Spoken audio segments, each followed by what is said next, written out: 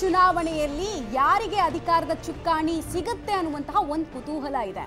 ಬಿಜೆಪಿಯ ಗೆಲುವಿನ ರಥ ಮಹಾರಾಷ್ಟ್ರ ಎಲೆಕ್ಷನ್ ಅಲ್ಲಿ ಗೆದ್ರು, ದೆಹಲಿಯಲ್ಲಿ ಗೆದ್ರು, ಹರಿಯಾಣದಲ್ಲಿ ಗೆದ್ರು. ಆ ಗೆಲುವಿನ ಓಟ ಮುಂದುವರಿಯುತ್ತಾ ಕುತೂಹಲ ಇದೆ. ಈ ಬೆನ್ನಲ್ಲೇ ಚುನಾವಣಾ ಫಲಿತಾಂಶ ಬರೋಕ್ಕೂ ಮುಂಚೆನೆ ನೋಡಿ, ಜೆಡಿಯು ಇಂದ ಪೋಸ್ಟರ್, ನಿತೀಶ್ ಕುಮಾರ್ ಮತ್ತೊಮ್ಮೆ ಮುಖ್ಯಮಂತ್ರಿ.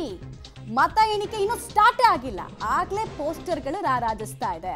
ನಾವು ಸರ್ಕಾರವನ್ನ ರಚಿಸ್ತೀವಿ, ಅಧಿಕಾರಕ್ಕೆ ಬಂದೇ ಬರ್ತೀವಿ ಅನ್ನುವಂತಹ ಪೋಸ್ಟರ್ ಅನ್ನ ಜೆಡಿಯು ಬಿಡುಗಡೆಗೊಳಿಸಿದೆ.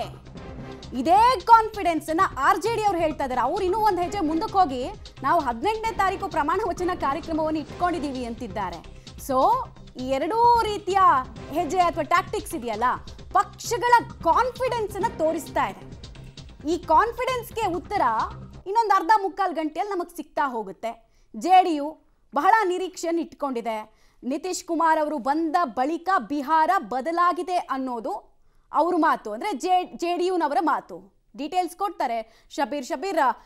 ಜೆಡಿಯುನವರಿಗೆ ಒಂದು ಕಾನ್ಫಿಡೆನ್ಸ್ನ ಭಾಗ ಅಂತ ಹೇಳಿದ್ರೆ, ನಿತೀಶ್ ಕುಮಾರ್ ಬಂದ ಮೇಲೆ ಕಾನೂನು ಸರಿ ಹೋಯ್ತು, ಜಂಗಲ್ ರಾಜ್ ಅನ್ನುವಂತಹ ಕುಖ್ಯಾತಿಯಿಂದ ಬಿಹಾರ ಆಚೆ ಬರೋದಕ್ಕಾಯ್ತು. ಈ ಎಲ್ಲ ಕಾರಣಗಳನ್ನ ಪರಿಗಣಿಸಿ, ಗ್ಯಾರಂಟಿಗಳನ್ನ ಪರಿಗಣಿಸಿ ನಮಗೆ ಮತ ಹಾಕಿರಬಹುದು ಅನ್ನುವಂತಹ ಕಾನ್ಫಿಡೆನ್ಸು, ಆ ಕಾನ್ಫಿಡೆನ್ಸ್ನ ಭಾಗವೇ ಈ ಪೋಸ್ಟರ್ ಅಂತ ಕಾಣಿಸ್ತಾ ಇದೆ ಶಬೀರ್.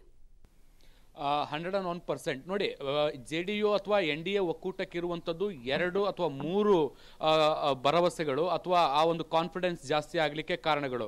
ಒಂದು, ನಿತೀಶ್ ಕುಮಾರ್ ಜೊತೆಗಿರುವಂತಹ ಅತಿ ಹಿಂದುಳಿದ ವರ್ಗಗಳ ಮತಗಳು. ಎರಡನೇದ್ದು ಮಹಿಳಾ ಮತಗಳು. ಮೂರನೇದ್ದು ಈಗ ನಾವು ಹೇಳ್ದಂಗೆ ಈ ಬೇರೆ ಬೇರೆ ಫ್ಯಾಕ್ಟರ್ಗಳು ಕೂಡ ವರ್ಕ್ ಆಗಿರುವಂಥದ್ದು ನಾವು ಗಮನಿಸ್ಬೋದು. ಬಹಳಷ್ಟು ಮುಖ್ಯವಾಗಿ ಈ ಒಂದು ಚುನಾವಣೆಯಲ್ಲಿ ಜಂಗಲ್ ರಾಜ್ ಅನ್ನುವಂತಹ ವಿಚಾರವನ್ನ ಬಹಳಷ್ಟು ಆಳವಾಗಿ ತೀವ್ರವಾಗಿ ಮನವರಿಕೆ ಮಾಡುವಂತ ಪ್ರಯತ್ನವನ್ನ NDA ಒಕ್ಕೂಟ ಮಾಡಿತ್ತು. ಮುಖ್ಯವಾಗಿ ಪ್ರಧಾನಿ ನರೇಂದ್ರ ಮೋದಿ, ಗೃಹ ಸಚಿವ ಅಮಿತ್ ಶಾ ಎಲ್ಲರೂ ಕೂಡ ಇದೇ ವಿಚಾರವನ್ನ ಇಟ್ಕೊಂಡು ಒಂದು ಪ್ರಚಾರವನ್ನ ಮಾಡುವಂತ ಕೆಲಸವನ್ನ ಮಾಡಿದ್ರು. ಅದಕ್ಕೊಂದು ಘೋಷಣೆಯನ್ನ ಕೂಡ ಕೊಟ್ಟಿದ್ರು, ಜಂಗಲ್ ರಾಜ್ ವರ್ಸಸ್ ಸುಶಾಸನ್ ಅಂತ. ಅಂದ್ರೆ ಯಾವ ರೀತಿಯಾದಂತಹ ಆಡಳಿತ ಬೇರೆ ಬೇರೆ ಪಕ್ಷದ ಅವಧಿಯಲ್ಲಿತ್ತು ಅಂತ. 90ರ ದಶಕದಲ್ಲಿ ಲಾಲು ಪ್ರಸಾದ್ ಯಾದವ್ ಅವರು ಮುಖ್ಯಮಂತ್ರಿಯಾಗಿದ್ದಂತ ಸಂದರ್ಭದಲ್ಲಿ ಕಾನೂನು ಪರಿಸ್ಥಿತಿ ಹೇಗಿತ್ತು, ಮಹಿಳೆಯರ ಸ್ಥಿತಿಗತಿಗಳು ಹೇಗಿತ್ತು, ಸಾಕಷ್ಟು ದೊಡ್ಡ ಪ್ರಮಾಣದ ಕ್ರೈಮ್ ರೇಟ್ ಬಿಹಾರದಲ್ಲಿ ನೋಡ್ಲಿಕ್ಕೆ ಸಿಗ್ತಾ ಇತ್ತು. ಆದ್ರೆ ಅವೆಲ್ಲವನ್ನ ಕೂಡ ನಿಯಂತ್ರಣಕ್ಕೆ ನಿತೀಶ್ ಕುಮಾರ್ ಅವರು ತಗೊಂಡ್ಬಂದಿದ್ದಾರೆ. ಲಾ ಅಂಡ್ ಆರ್ಡರ್ ಕಂಟ್ರೋಲ್ ನಲ್ಲಿದೆ. ಹಿಂದಿನ ಜಂಗಲ್ ರಾಜ್ನ ಪರಿಸ್ಥಿತಿಗಳು ಈಗಿಲ್ಲ, ಪರಿಸ್ಥಿತಿ ಸಾಕಷ್ಟು ಸುಧಾರಿಸಿದೆ. NDA ಒಕ್ಕೂಟ ಜೊತೆಯಾಗಿರುವಂತಹ ಹಿನ್ನೆಲೆಯಲ್ಲಿ ಸಾಕಷ್ಟು ಅಭಿವೃದ್ಧಿ ಕೆಲಸಗಳು ಆಗ್ತಾ ಇದಾವೆ ಅನ್ನುವಂತಹ ಒಂದಷ್ಟು ಮನವರಿಕೆ ಮಾಡಿಕೊಡುವಂತ ಕೆಲಸವನ್ನ ಕೂಡ ಮಾಡಿದ್ರು. ಮತ್ತೆ ಗ್ರೌಂಡ್ ಲೆವೆಲ್ ಅಲ್ಲಿ ಜನರು ಕೂಡ ಅದನ್ನ ಒಪ್ಕೊಳ್ತಾರೆ. 90ರ ದಶಕದ ಪರಿಸ್ಥಿತಿಗಳನ್ನ ಬಿಹಾರದಲ್ಲಿ ಕಂಪೇರ್ ಮಾಡಿ ಇವತ್ತಿಗೆ ನೋಡಿಕೊಂಡ್ರೆ ಒಂದಷ್ಟು ಪರಿಸ್ಥಿತಿಗಳು ಬದಲಾವಣೆ ಆಗಿದ್ದಾವೆ, ಒಂದಷ್ಟು ಚೇಂಜಸ್ಗಳು ನೋಡ್ಲಿಕ್ಕೆ ಸಿಗ್ತಾ ಇದ್ದಾವೆ.